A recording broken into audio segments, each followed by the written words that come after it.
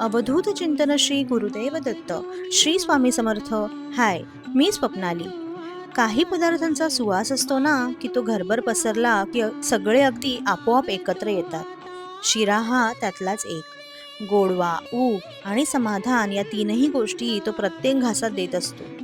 प्रसाद हा कधीच पदार्थ नसतो, तर तो भक्तीचं प्रतीक आहे. प्रत्येक चमच्यातलं तूप, प्रत्येक दाण्यातली गोडी, हे सगळं देवासमोर ठेवताना मनालाही नकळत समाधान मिळून जातं. हा शिरा म्हणजे माझ्या स्वयंपाकघरातून निघालेली एक छोटीशी प्रार्थना आहे. आज देवासाठी, घरासाठी आणि माझ्या अंतःकरणातून देवाला अर्पण केलेलं हे एक समर्पण आहे. खरं तर शिरा म्हणजे देवाचा प्रसादरूपी आशीर्वादच, आणि आपण त्याची भाग्यवान लेकरं. तर मग तुम्ही पण असा शिरा करून बघणार ना? चला तर मग उद्या पुन्हा भेटूया नवीन एका रेसिपी सोबत. Thank you for watching. Shri Swami Samarth.